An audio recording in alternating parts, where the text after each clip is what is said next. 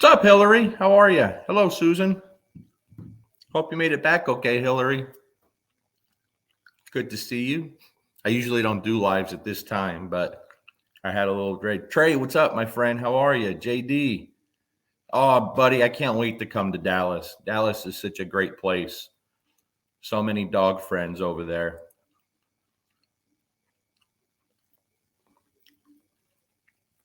Boy, I really pissed a lot of people off today. What the freak, right? Hey, D.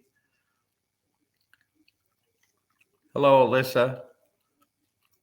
Yeah, didn't expect to do this. Hey, Dan, I know I never get on early, but I figure I just picked up Sophia, got done doing some training with Dante. I haven't done he got diarrhea the day I left for Florida and had it real bad up until like yesterday. So, hey, William, no sippy, no sippy today. Hey, Natasha.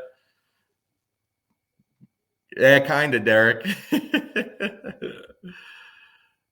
Kristen, it was so great seeing you. Like I just think the world of you and Will. I'm so glad. I'm so glad that people got to see chaos, guys. You want to see like the most incredible Corso you ever want to see? I wish you guys would have been with us in Florida so they could see my friend Kristen's Corso. What what a savage, man! What a beast that dog is. So impressive what you've done with him. Hey, Doug. Hello, Pat. Yeah, it's all kinds of people jumping on here. Hello, Chris. Andrea. What's up, South Bay? Hope I get to come train with you guys sometimes, brother. Man, I love what you guys do out there. So many good people out there in your area. I need to come hang with you guys and Oscar and Robert and just do some good dog stuff. Yeah. So I'll jump right into it, man. Like I said, hey, Robert, I didn't yes, this is hey, it's summertime. We listen, I don't wear clothes. I wear usually once the weather gets nice, I'm in a pair of little shorts and nothing else, right? I rarely have anything on but that, but I'm not going to do a live shirtless or pick up my kids shirtless, right? Hey, Bill. Hello, Kelly. All right, so let's jump into it, right? Let's talk here a little bit. Just got back from Florida. Tremendous seminar with my buddies Jay and Joel. Like, what an incredible group of people. Like, really, I'm so glad that people are starting to see something totally different, right? Totally different. I'm so grateful. Man, don't tempt me there, South Bay. Don't tempt me. I got to get out there. I love that area. Hey, Nikki. Okay, like really, people got to see some very different stuff, right? Especially on the human side of things. And just a reminder, this Saturday is that all day thing on workingdogdiscord.com, right? So I think it's $13. It will be recorded if you can't make it live, but we have speakers all day long talking. I think I go on like, I think 3 p.m. Central Time, if I'm not mistaken, but you have a lot of good speakers on there. My subject is kind of a little bit what we're going to talk about today, the human end of the leash and how important it is, right? And that's something that I've really worked very hard on for many years. You guys at the seminar see what that's all about on a different level, right? On a very different level. So this morning, I made a post on Facebook, didn't think nothing of it, right? Like, man, there's some really sensitive people out there, some very sensitive people. So I made a post someone made a post a couple of weeks ago on Facebook. They had, I think it was a German Shepherd with aggression issues. Go figure. In Nashville. And they were looking for recommendations. And in their post, what they asked for was not just looking for a trainer in Nashville, but really close to basically their neighborhood, that neighborhood, the area they live in, Nashville. For me, that's a red flag immediately. Hey, Terry. Okay, here's why, guys. You guys ask me all the time, how do I get such great clients? And I do have unbelievable clients, right? Unbelievable clients. Well, I'm very picky. I pick and choose who I want to work with. Okay. If you have problems with your dog, especially serious problems,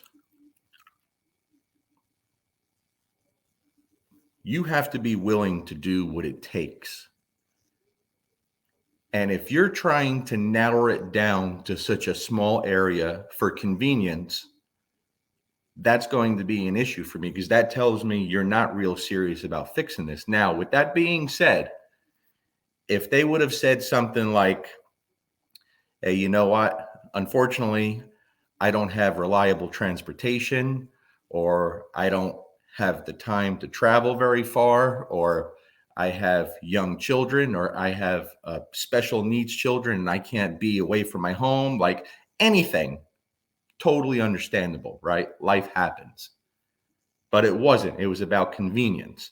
Now, I didn't respond to that because very rarely do I go onto someone's post to make a negative comment. Very, very rarely. If I got something negative to say, I'll do it on my own page, right? I wish some people would take that advice. So I very rarely will go onto someone's page. Have I done it? Yes, rarely. So I didn't say nothing. And then someone recommended me.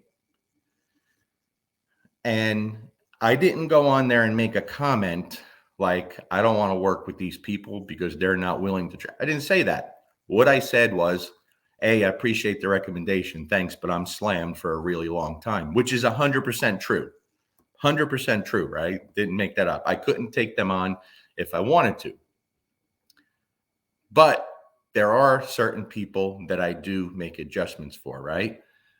So if you guys remember Ranger, the Corso that was here last year, his owner lives in North Carolina. She had been trying to get a hold of me for a very long time and couldn't because I do stay booked. Eventually, she got a text message through. I got a text message from her, and she said, I know you're booked for a long time and can't do a board and train. She said, so I signed up for your seminar in Florida, the one that just happened, actually. So she signed up for a seminar in Florida, lives in North Carolina, a year in advance. First good sign that this woman is serious and she's a badass. Then the next statement she made was, if I can rent an Airbnb near your home, would you be willing to do private lessons with me? Well, as soon as I saw that, that's a no-brainer. You have your board and train. I will make room for you, because I have to go above and beyond and give my time and make a spot for someone that is that committed to helping her dog. Okay. I need to work with that person. So she's in. And I'm so grateful I did, because that dog did more for me than I did for him. And now I have a friend for life in the dog and Caitlin, his owner, who I adore. Okay. Very, very important. Very important.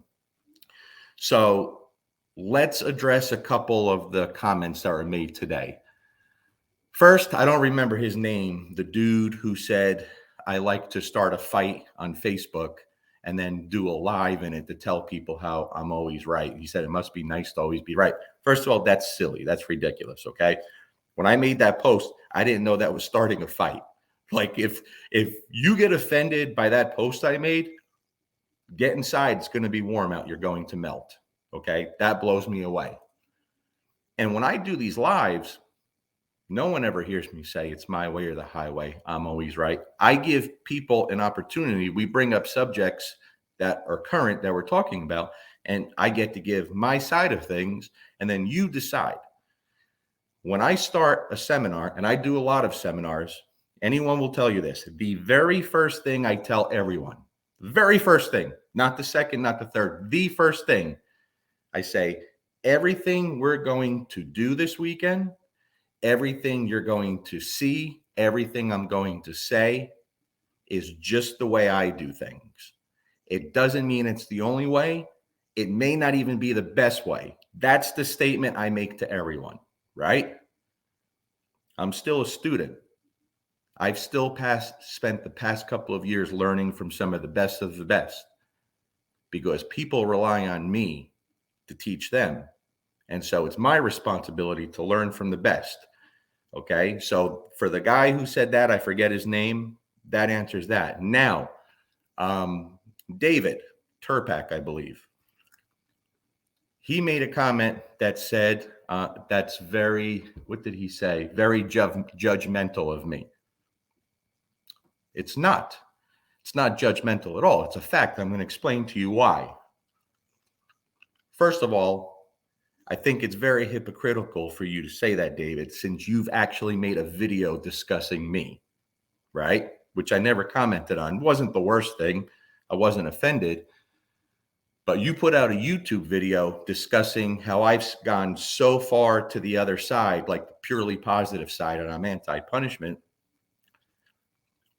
And you put my name in the title, and I'm judgmental. Now, someone sent that to me, and I didn't take offense to it. I actually watched it and I listened, and I was going to respond to it because what you said was very inaccurate. You cherry picked a lot of things, and I don't think you did it on purpose or to be malicious. I really don't. And I was going to explain to you why you're wrong and give you examples, right? But whenever you put someone's name in a title, it's for a reason. And I was going to have a decent conversation with you, but then I think in that same video, and I could be wrong, but I think you said you were a Jeff Gellman fan. So as soon as you said that, I knew it wasn't worth my time, right? It didn't make sense, because anyone who claims to care about the well-being of these animals and could say you're a Jeff Gellman fan, either you're completely ignorant to what that guy does, or you just don't care and you're along the same lines. So I still didn't make a comment. I didn't say anything negative. That's your stuff, so I stay off of it. I try to be respectful of people's stuff. And again, I wasn't angry by it.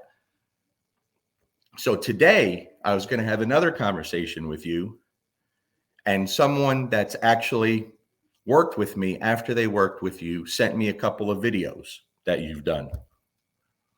And they just said, listen, I know both of you guys. This is why you'll never see eye to eye. And he sent me a few videos, and it made sense to me. Yes, we are light years different when it comes to training. And I didn't know that. I thought we were more like-minded, but we are not in the same universe when it comes to our way of thinking about dog training, right? So for example, in each of the videos, a couple of them were with a Corso, and it's like nothing like really bad or nothing, but you're putting an e-collar on a dog day one and gave more corrections that really didn't make sense to the dog in one day than I use in a month. So yes, you're right. If you think that I've gone to the dark side because I don't do that, well, then I must be on the dark side. Again, that's your way of training. I still didn't go on there and make any negative comments, right? But I promise you this, I do think eventually you'll look back when you get with the right people and you'll understand more. You'll understand more, right? And I'm not going to go on and bash you, because I think you're probably a good guy. And I don't think you have any malintent towards the animals. But yes, we train very, very different, like not even in the same spectrum. So I understand more now why you think I'm like siding with the purely positive people, which is silly, and how you being a Jeff Gellman fan has influenced you. I totally get it. But I do think one day you're going to say, you know what? You are right. I see now, because we've worked with hundreds in the past couple of years at these seminars where they're like, and by the way, we've had people, including this seminar and the one before and many, that completely break down hysterical crying, men and women, when they see a different way, and they're so upset at themselves for doing the things to their dog that guy, not David Gellman, showed them how to do. Now, I could say that, and you could say he's full of shit, but there's hundreds of witnesses that have been there and witnessed people breaking down over this, right? So you never hear me mention any names and putting people's names in videos and negatives, but there are certain things that I don't tolerate and I don't hide, and that's one of them. So yes, David, I understand why you would think I'm very judgmental. Okay.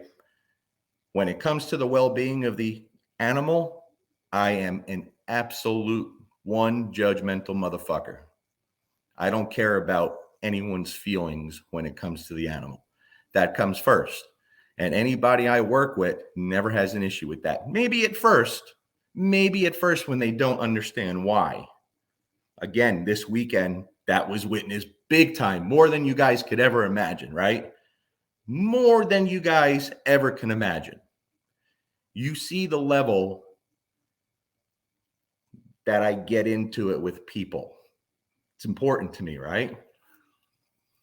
So for the person that made that comment, they want a trainer close to them. I already know they don't stand a chance of success. They don't stand a chance. They just don't. And I hate that, right? If those people would have called me just like Ranger's mom did and said, Larry, we really were hoping to find someone within a half mile of our house, but we're desperate and we'll do whatever it takes. Will you help us? I would have found time to help them. That I promise you. So for someone to say like that, I don't help, you don't know me then. Like, that's just silly, right? So let's go a little further. When someone calls me for dog training, I almost know immediately if I'm going to take them on or not. Because if I get someone that's not committed to the animal and doing what has to be done, I'm not going to waste their time. I'm not going to waste my time. And I'm certainly not going to take their money. Because to me, that would be stealing. If I know from the start that these people aren't going to do what we have to do, I would be stealing from them, right? I also understand some people can't afford to turn away business. I'm not hating on you for that. I'm just not. If you're young in the game and you have a facility and you have bills to pay and you have family to feed, I totally get it. Nothing wrong with taking on every client that comes your way. I know people that don't need it and take on every client. That's okay. It's just not me, right? So I kind of pick and choose the people that I want to work with because I'm going to have a relationship with these people, a lot of them forever. That's just how I do things. So let me give you an example. A few years ago, I see these people in town all the time because they're local. I get a call from a guy, 2 bulldogs killing each other inside the same home, right? Now, you guys have seen me work with these cases before. I don't just talk about it, I show it, but then I show the updated videos that people send me 5, 6, 7 years later to show what actually has changed. Now, when people say, man, that was incredible what you did, I'm very quick to say, no, it wasn't incredible what I did. I didn't do that. That was maybe 10% me. That's 90% what the owners did. The only thing I did was give them the information and the direction to head, and they accomplished that, not me. So that's why I can't accept someone like those people in Nashville that want to find someone in their neighborhood to fix their dog. It's not possible. It's not possible. And you're lying to them. But the problem is, the standards of dog training in the pet dog world today is garbage. There are no standards. People are satisfied with nothing, with crap, with garbage. And see, that's the difference with me and some of these big social media dog trainers, right? I've spent my life still to this day trying to get better. They spend their life trying to get bigger. There's a big difference. And it shows in the work, right? Shows in the work. I still train very few dogs because I focus on my education and I focus on the quality with that animal and those people, right? So the 2 bulldogs in town, they call me. I go to their home to see what's going on. First, I meet the husband and we're talking. Nice guy. He's telling me it's bad. Like, the fights are every day. They're killing each other. So, okay, we could do this, right? And then the wife comes out. And I know within 30 seconds, there's no way I could work with her. I know there's no way. I already see she's the problem, but I give it a chance. And we start talking. And I said, okay. I said, well, here's the things we're going to have to change. And I went through several things that she's going to have to stop doing and she can't do. The first words out of her mouth were, oh, I can't stop that. I said, okay. I didn't get angry. I didn't argue with this. Okay, no problem. I'm just, I wish you guys the best of luck, but I'm not the guy for you. And they start fighting right in front of me, right? The husband's cursing her out. What are you doing? Like, he's going to have to help us. You have to do. And they're fighting. That's a problem. Again, we touch on this all the time. If the relationship is severed between the husband and the wife and there's disagreement on the dogs, that's already a red flag. Her unwillingness to do what needs to fix the dogs that she destroyed, I can't do that, right? So they fought, and eventually says, fine, I'll do it. I said, sorry, not your guy. And I walked out. If I would have said, okay, I know she's not going to. And if I know she's not going to do what I need to do to fix, to me, which is the most difficult situation, dogs killing each other inside the home, I'm a thief for taking that money. I am stealing for them because I know I can't help them, right? I can't do it. On the flip side, recently, this is more recent, I take on a case that when I talk to him on the phone, I'm hesitant about taking, but I gave it a shot.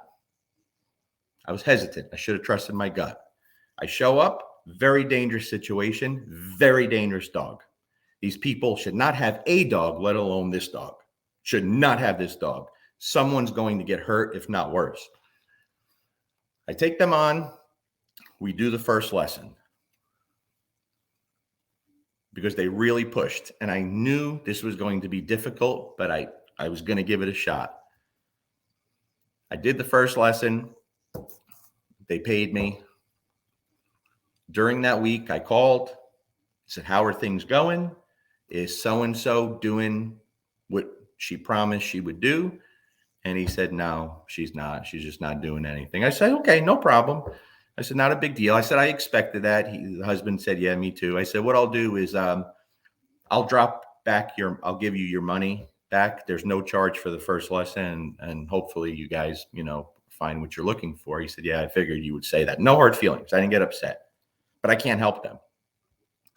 She calls me back 15 minutes later, very upset with me, crying on the phone, just distraught and begging me to keep going.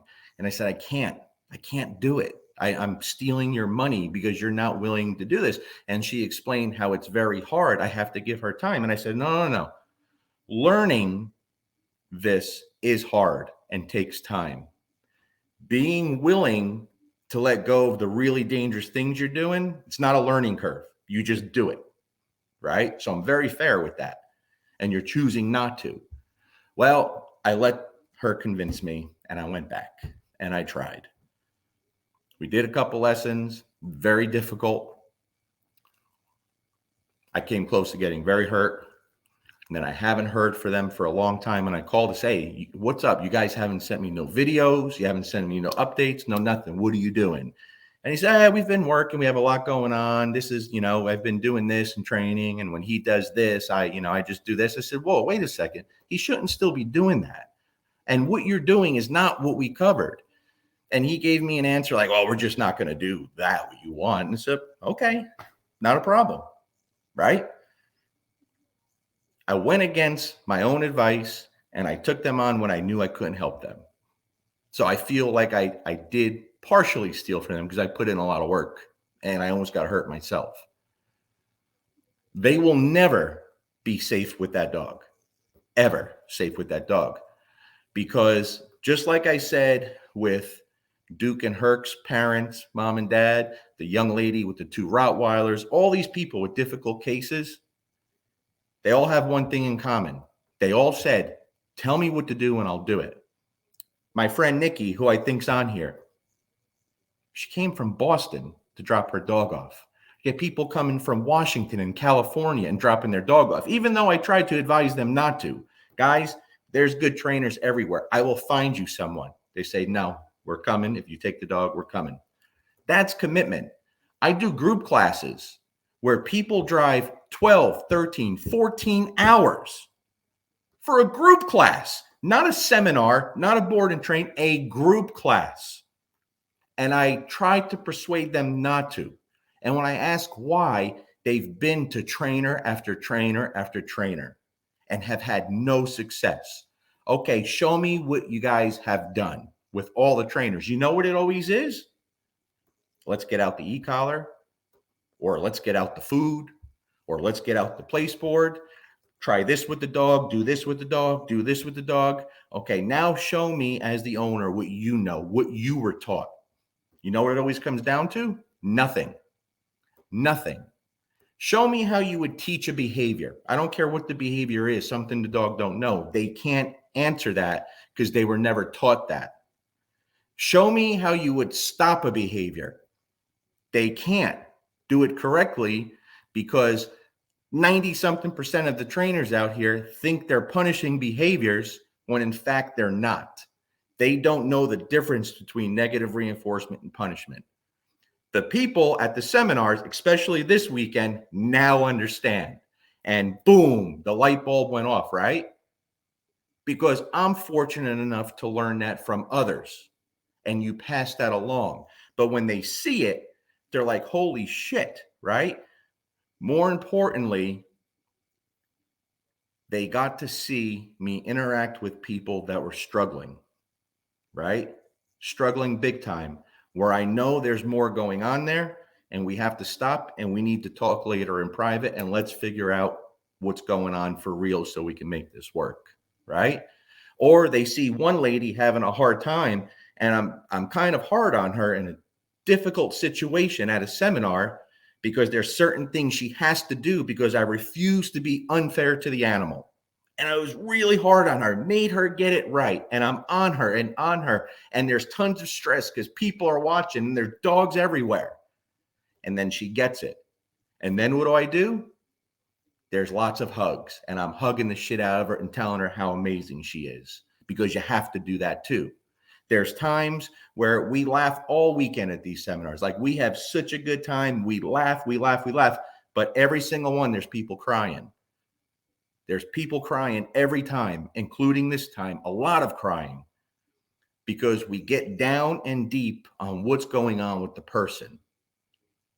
And if you have a dog owner with a German Shepherd that wants to bite people, that wants to be within a half-mile radius of their house, the chance of them succeeded is 100% zero. Zero chance. Why would I take money from that individual? But when I see the people who criticize that, and then I see their work, and this isn't criticizing their work, much different than I am. Much different. And if I spoke to you privately and I showed you why what you're doing with that dog makes absolutely no sense to the dog, it will never change that dog, you may understand it. You may understand it, but it's making no sense to them. So that's why you think I've gone to the dark side and I'm like this purely positive trainer, which is comical. But the truth is, the more you know, the less you have to punish. The more you know, the less you have to correct. The more you know, the less e-collar stuff you need. 2 years of seminars with Jay and Joel, I think an e-collar has been used 3 times. 3 times. 3 people in 2 years. Because it's very rarely the answer, right? It's a Band-Aid that doesn't change anything. The people who want to utilize it for something to give that dog true off-leash freedom, not a problem. I'll show you that very, very quickly. We'll get that dog there today. One day at the seminar, you won't have to worry.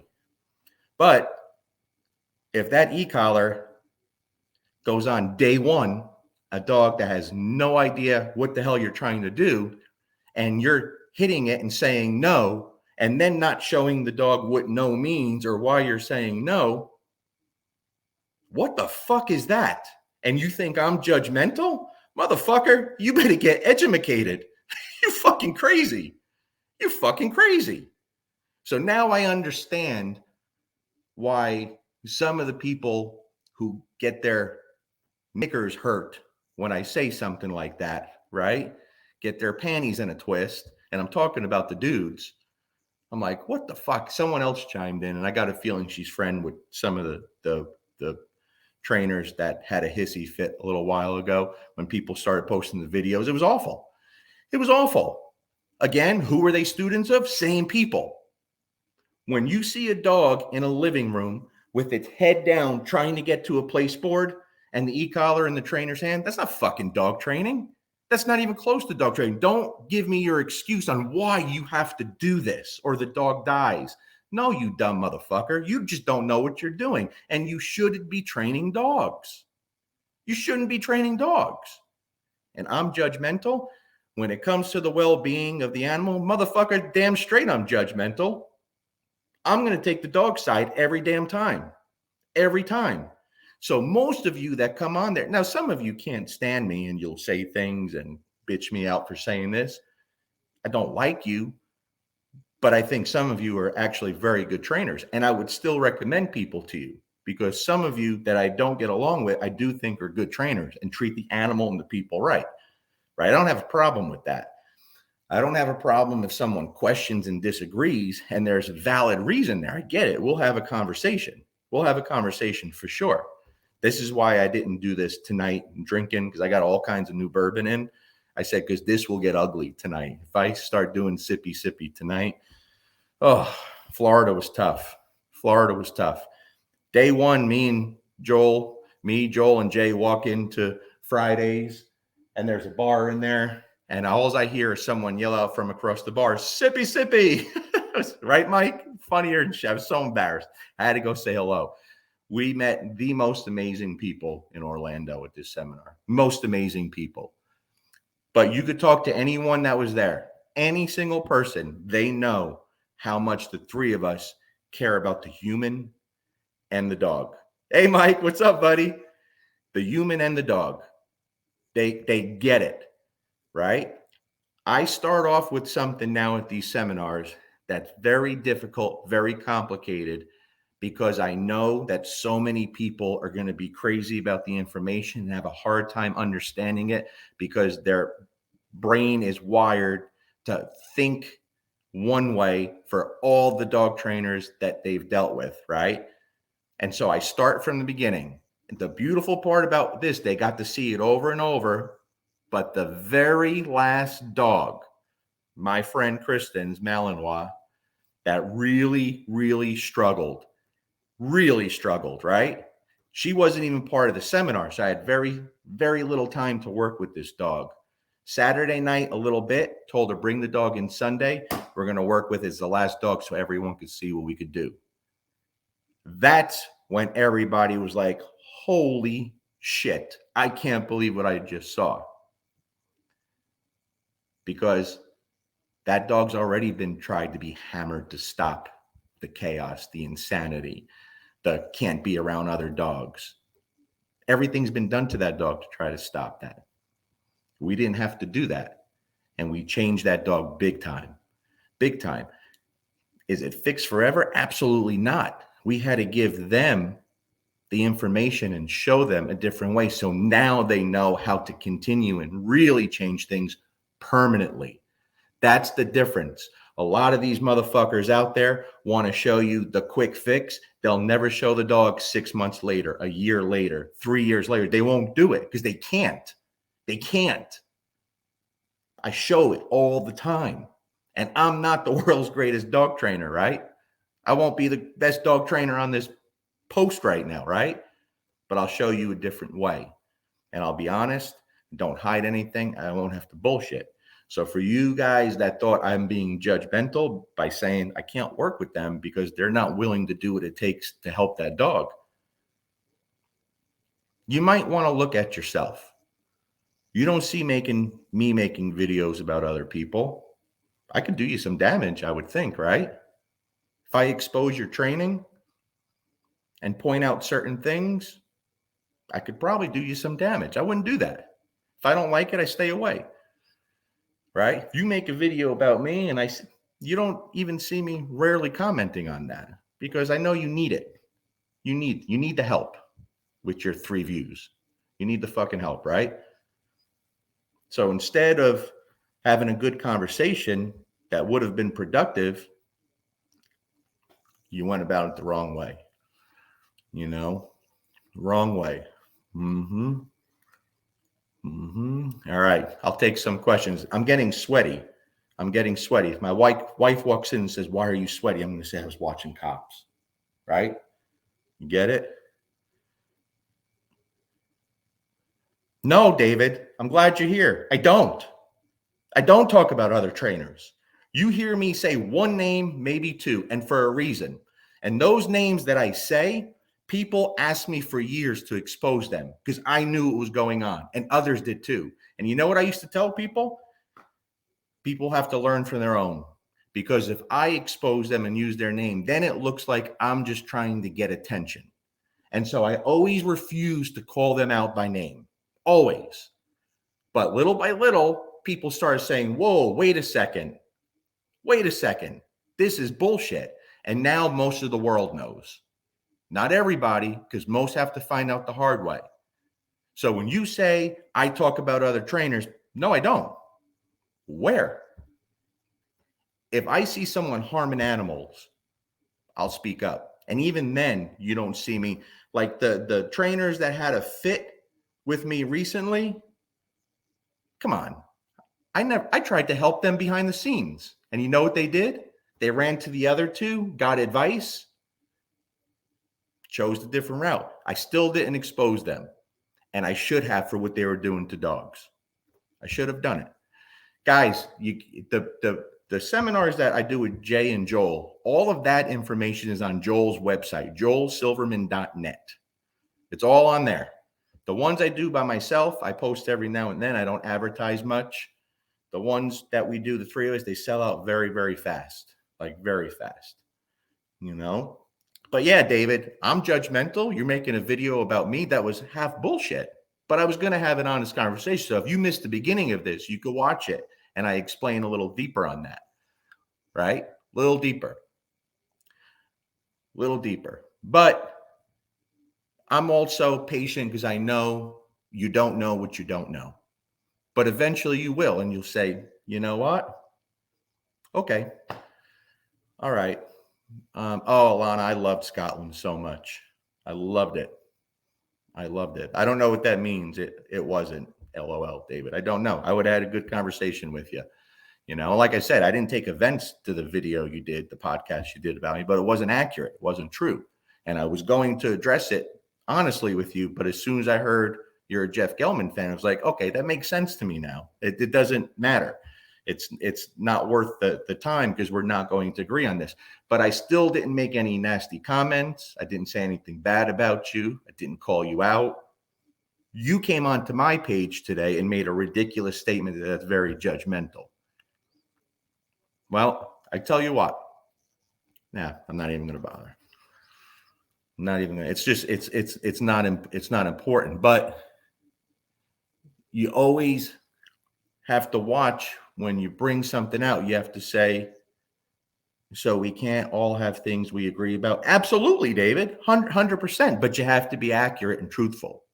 100%. I don't think you're a bad dude. I have no ill will towards you, right? But I'd love to know where that was judgmental. If you take someone on like that, in my opinion, you just need the paycheck, or you want the paycheck, and that's okay. That's okay, but I'm not about that. I'm not going to do that because I know what it takes to change an animal like that in the long term, and no dog trainer can do that. No dog trainer, not the best dog trainer on the planet, can take these dogs and give these people permanent change unless they spend time educating the owners. Dog training is temporary when it comes to the dog. Dog training with the human is permanent, hopefully, if you do it right. And that's a skill, right? That's a skill.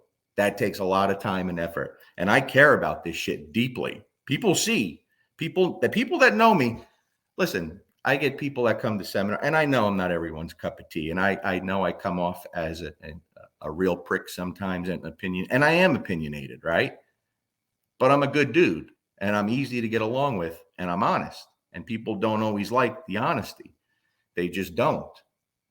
Now, if you're trying your best, that's all that matters. But if you're a know-it-all and the animal suffers, especially if you're harming the animal, then I have nothing. Then there is no mercy there, right? And we've all seen it. We've all seen it. But unless you really got your shit in order, why would you go on someone else's page or make a fucking podcast, right? About me? Are you fucking kidding me? Do you need attention that much? Do you fucking need attention? Or you should at least talk to me first and ask me, hey, this is how it seems to me. Am I wrong? I would have talked to you and you would have had a better understanding, right? Right? But you didn't.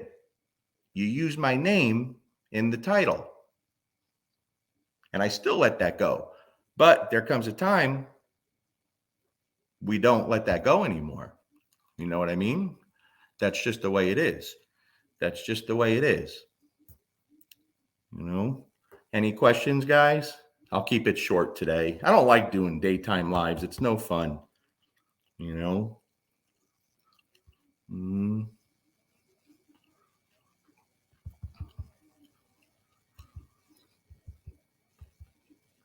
And listen, me, Jay, and Joel, all three of us train differently. We never have a disagreement. I respect the hell out of those two guys. And I think they respect me, right? But in the totality of where we wind up and the way we feel about the people and the animals, it's all the same. It's all the same, right? So this weekend was prime example. I'm working with some difficult dogs. I say, Jay, come out here, please. I need your help. There's no egos there. Same thing with Jay. If he's working a dog, I'm going to go help him if he needs it or wants it. We work off each other and we help each other because the only thing that matters is that we're truly helping the people that are there and not for a quick fix. People have to understand why your dog is doing or not doing and how can we start changing that. And that's always on the human end of the things. So I am so grateful that the people in Orlando got to see some really deep stuff, right? I'm not one of these guys that's going to say, you won't see anything like this in any other seminar. I'm not going to say that because I don't go to all seminars. I don't know what people are doing. You have to be a real arrogant prick to say that, right? I just know what we deliver and we give everything, our heart and soul. And you don't see dogs crucified. You don't see dogs flat. In the beginning, you got a bunch of difficult dogs coming in. There's a lot of screaming and barking and yelling. Yes, we have dog fights at these things because I'm a big believer. All the dogs are going to be in there as long as you want them to. That's a big part of dog training. These people are sacrificing their time and money and traveling and leaving their families, and they're coming there. I don't need you keeping your dog in a crate till it's your time to come out. If you're with your dog, you're training. And if you're 3 days at a seminar, there is no more difficult situation to be put in than that moment this weekend at this seminar with your difficult dog surrounded by difficult dogs. You know what happens when people leave there? They know they can do it. And they see their dog in a whole different light. They know their dog can do it. It's so important. Why wouldn't you allow all the dogs out at the same time? Could you not handle it? We handle it. We had a couple of very difficult situations. We watched two dogs fly across and full-on fights, right? What happens when those dogs get into it if there's a mistake made? And mistakes are going to be made. But here's the thing, guys. We'd rather have mistakes made in front of us in that situation so we get help than at home when they don't know what to do. So do we separate dogs? We've had people come in. I'm talking about the same family, same dogs, or one person with 2 or 3 dogs that get into it. Do we separate them? No. We stop the fight, we deal with it, and they're together, and we show them that you have to do this now, right? Right? No e-collars go on the dog. Dogs don't get bunked. Dogs don't get their thumb up their ass. We deal with it, and we teach people about the animal and what's up here. And we teach the person about themselves and what created that. Why did that happen? How do we prevent that? How do we stop that? That's dog training. That's dog training. So for anyone that thinks, and who was it? Someone said, Julie, maybe, she was so disappointed in me. Like she liked me and watched me, but so disappointed that I wouldn't help that person. First of all, Julie, I help more people for free than anyone you'll ever encounter. That I can promise you. And they didn't ask me for help. That's the fucking point. That's the point. They didn't ask me for help. They asked for convenience of anyone close by that can come help them. Right? I tell someone I can't help them when they're telling me they're not willing to do the work. That's all there is to it. That's all there is to it. So Saturday, when we do this live thing with all the trainers, that's my subject, dealing with people, the other end of the leash. I have a lot of experience in that. I think I do pretty damn good at it, right? Quick example. You hear trainers all the time bitch about their clients. They don't do their homework. They have problems getting them to follow through. That's not the owner's problem. That's a training problem. I'll give you an example. A few years ago, when I was speaking at the IACP conference, cool trainer that I met, his friend now, had questions about the e-collar, was struggling, couldn't wrap his brain around some of the concepts. So let's not talk about it. Let's go work. So we go out there and we start doing some work, and I'm helping them. And before you know it, there's a big crowd of trainers there, and we're talking to everyone and working with them and helping them, right? And we got to the point where he's the dog and I'm teaching him the mechanics and the timing and explaining things, right? Teaching him all that. When we were done, everyone was very happy. But that becomes entertainment because people don't learn that fast. Dog trainers don't learn that fast. Now imagine the average human being. 2 hours later, I call him in his room. I said, meet me downstairs. Let's do some more work. He said, okay. He came downstairs. Everybody else came out. Big group there. I put the e-collar on me. I'm the dog. And I tell him, okay, start working me. Do this. And he's just looking at me. This is a dog trainer. Good dog trainer. And he's thinking about it. He's like, well, what do you mean? I said, well, just make like I'm the dog. You're starting to train me. Like, how would you go about it? And he just stood there and he couldn't. And I said, now you're a dog trainer. And I walked you through this step by step. So imagine how your clients feel, an everyday dog owner that has no dog training ability, when you give them a bunch of things to do after the first week, second week. And everyone was like, oh my God. Oh, the light bulb went off. People aren't lazy. They're not looking for quick fixes. They're not doing the work because it's overwhelming and they don't understand it. You have to keep it so simple and basic and teach it over and over and over. So when we start these seminars, when I start right into the meat and potatoes now, because I know it's going to take so much time and so many repetitions and so many pictures for them to see. That's first thing Friday morning. Sunday afternoon, they're still asking questions and trying to figure out, because it's different than anything they've ever seen or heard, right? It's a lot of information, but even down to the basics and the fundamentals, the language that has to be understood by the dog, the timing of things, the classical conditioning, dog trainers struggle. That's 3 days, all day training and grilling it into their head. They struggle. They keep making the mistakes, and that's okay. Eventually, they're going to get it, but they're dog trainers. Now, imagine the average human being when you try to drill that into their head and say, yeah, do all this week. I'll see you next week. And they don't do it. They don't do it because they're being combative or they're lazy. They don't get it. They're overwhelmed. And that's where the art comes in, how to teach the human. You have to be able to teach the human for long-term success, not this quick fix bullshit. Okay, that's why you don't see anyone putting out videos with dogs they trained a year ago, 2 years ago, 3 years ago. You just don't see it because most of it doesn't exist for most trainers. There's some that do it right. There's some that do it right and take pride in that education, right? But you put an e-collar on the dog day one and start pressing buttons and you think you're doing something, you ain't doing shit. I promise you. And you may not understand that now, but when you see it differently, you will. And you'll be like, makes sense. I get it now. Because I've had those exact conversations with people that can't stand me. And they come and they say it. I get it. I get it. I totally fucking get it. And everything changes for them when they go back and start training dogs. It all changes. I promise. Okay? Whew. All right. I think I'll shut up now. I ate so much food thanks to an amazing Brazilian steakhouse and Peruvian restaurant in Florida. I drank so much because you guys keep filling my glass, even when I tell you I'm not drinking today. I can't be rude, right? Mm-hmm. Ooh. Erska, if I'm saying that right, I'm coming to Slovenia. Let's do this, right? You absolutely. Hey, Robert, listen, everybody does. Everybody does, you know? Hillary, it took me until late Saturday to truly get the new method, and now I'm home and studying it. Yeah. What's up, Chrissy?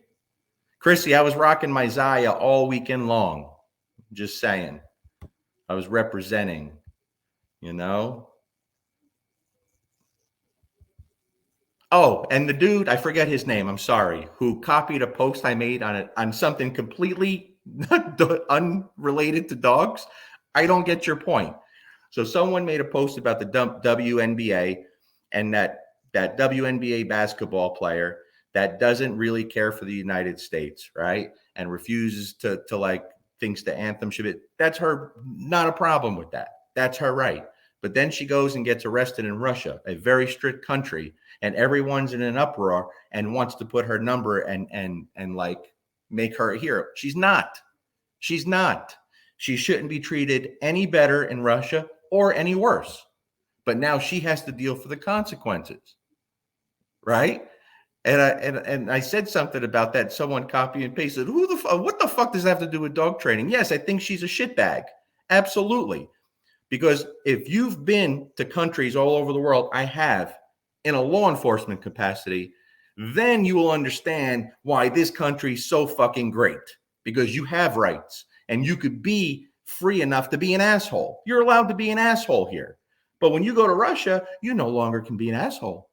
So fucking deal with it now. Don't make her a hero, right? What the fuck? And they copy and paste that into the thread of this. That's how fucked up people are. This is the guy who said this. Yeah, I fucking said it. I'll say it again too. Fuck her. I don't care if they keep her there forever.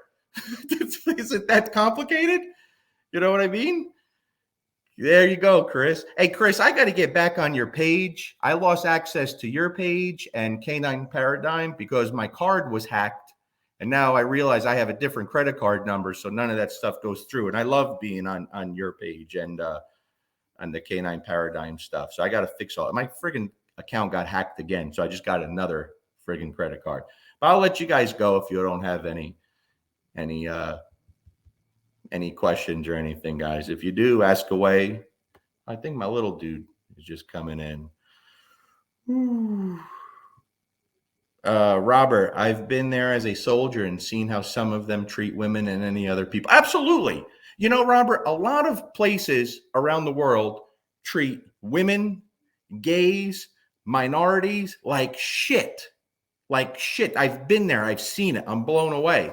We have it pretty damn good here. Do we have problems? Absolutely. Renzo, what's up, buddy? Come here. Give me a kiss. How was your day? Yeah, come give me a kiss, buddy. Love you, bud. You had a good day? Yeah. Hey, we got basketball practice, so get your shorts on, okay? Dress cool. But that's it, man. That's it. You got to be real, guys. You got to be honest. I'm not perfect. This country's not perfect. None of us are. But let's stop the bullshit, man. Let's stop the bullshit. Let's stop catering to these fucking people that cry in their Wheaties because you said boo about something. Enough of the bullshit, man. I mean, enough. Enough of the bullshit. Hey, Bob, that's it. That's it. Wherever you go, you know, listen, quick story. I took a guy, he was a drug dealer in the United States from Nigeria. He got arrested in the United States, served his federal time. Me and another federal agent put this guy in a plane and we flew with him to Nigeria. We had to deport him back to his country, right? We land in Nigeria. We get off the plane, very dangerous airport. I'm not safe there. We can't stay there. We have to get out of there fast. This big entourage of government people start rushing us through the airport so no one tries to kill us. I bumped into Wyclef Jean there too. No bullshit. Like literally bumped into him. And I was like, whoa, Wyclef. I come to fucking Nigeria and I bump into Wyclef. Only white dude in the airport. And he's looking at me like, what the fuck's wrong with this guy? Whatever. They take this guy to a room. They shut the door. Blow his brains out right there. Blow his brains out. That's the kind of rights you have in other countries. That's the kind of rights you have. He got arrested, drug dealing, here, served his time, right? If he was an American citizen, he gets out of jail and he gets to start his life all over again. But he went back to his home country of Nigeria, and they said, this is what he did there. Boom, right there. Blew his fucking brains out. So you want to talk to me about other countries? I'll tell you some stories because I've seen it. I've been there. I've witnessed it. So yes, I do have a problem when these motherfuckers think that this country sucks. We have our problems. They're called liberals, motherfucker. That's what the problems are, right? That's what's creating this stuff. I'm just kidding. I got a lot of liberal friends. Don't get angry. Don't get angry, okay? Don't get angry. Just kidding. We have our problems, and there's still shitty people in this country, right? We deal with shit. Nothing compared to what a lot of us would deal with in other countries. Just saying. Just saying. A lot of places I get my ass kicked for wearing a shirt with pink on it, right? And a Tractor Supply hat. Saying bad words. All right, guys. Yeah, hey, Nick, you know, right? Spoiled as fuck over here. You know, spoiled as fuck, man. Oh, unbelievable. Just unfreaking real what we take for granted over here. I have flown as a federal agent and been scared to death in some of these countries because I didn't know if I was going to make it out. Like, no bullshit. Like some really bad shit. I had a pair of handcuffs on me in Peru, which isn't even that bad, right? Peru, I realized I got the handcuffs. I grabbed the big boss of the airport, woman. I start talking to her. My Spanish used to be very good, so I'm kind of kissing up to her, and I'm telling her my wife's Peruvian. My in-laws are from here. We start talking about Peru. I say, hey, I forgot I got handcuffs on me, right? You're not allowed to in some countries. Forget about a gun, but even handcuffs. She said, don't worry about it. No big deal. You know, thanks for telling me. Gave me a note. Give them this, right? They'll take care of it. When I got up there and told their government guys, hey, guys, I just talked to so-and-so. She gave me this. Oh, boy. Oh, no. Yeah, she fucking lied to me, and so did they. I thought I was going to be going to Peruvian prison for having handcuffs on me as a federal agent. And by the way, the guy I took to Peru on that trip, I've been to Peru many times, he was a drug dealer in Chicago. He grew up in Paterson, New Jersey, right where I did. We actually knew a lot of the same people and ran in the same circles. So me and this guy had a lot in common. I was just a lot luckier than him when I was younger, right? So we were talking, cool dude, no problems. So I kind of liked the guy. And when I got down there and talked to the officials there, like, hey, what's going to happen with this guy? He said, ain't going to be good. I don't know what they did to him. But if he gets released in the United States, he's okay. He starts over. In Peru, I don't know what they did, but they made it very clear to me it wasn't going to be good for him. And you hate this country, right? And Peru's not Russia, not Venezuela, right? Not Nigeria, right? So yes, for the dude who copy and pasted my comment, I'll post that every place. I post that every day about that subject. I don't give a fuck. I don't give a fuck. That's how I feel. All right. Okay, guys. Assalamu alaikum. I'll see you all later. Peace.